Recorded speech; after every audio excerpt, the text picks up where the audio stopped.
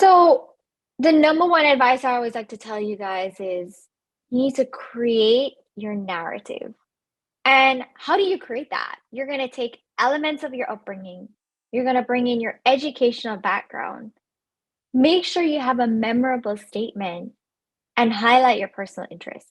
And so when I say your narrative, I'm usually referring to the first question that comes about, which you need to be prepared for. It's tell me about yourself. And I just love this because it's like when I was first going through the process, I didn't have anybody telling me that I need to tell them about myself. I was never taught to say that. I was taught to diagnose and to treat and to speak to a patient and how to take a history and how to examine and what test to order. But oh my gosh, tell me about myself. And so that's why I think it's always important to take the time to really reflect on who you are as a person and how you want to deliver this message.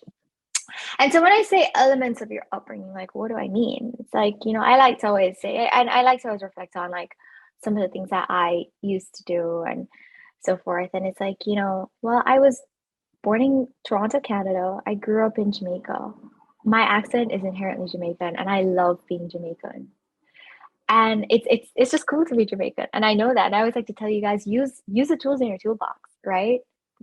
Know your strengths and showcase them. I'm proud to be Jamaican, and I let them know that, hey, I'm here to shine. And it's always a conversation starter because there's so many things to talk about Jamaica. And for such a tiny island, we really reach just on every corner of the earth. People know who we are, whether it's our music or,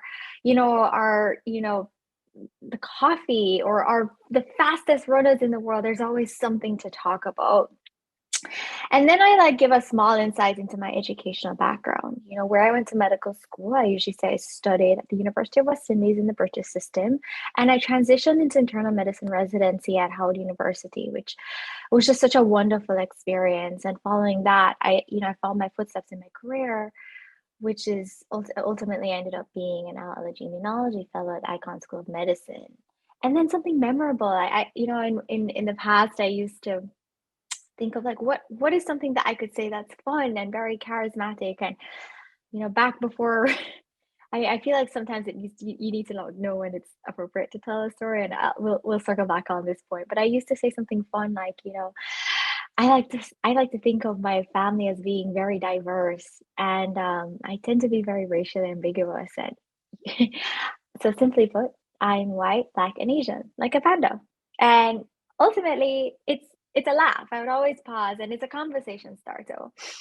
And of course, personal interests. What was written on my CV, there was always something to connect with the speaker. And so I used to teach yoga, and people loved to talk about that. Like, what was my journey to like falling into this pathway of teaching yoga, and how do I implement this into my life? And then, of course, I used to make jokes about being a part of the Peloton cult. And the attendings would love it because we connect on that. Some of them are avid Peloton riders, and we would just talk endlessly about who their favorite, instructor was and like why. And so you want to kind of showcase things and give them things to talk about, give them things to connect to.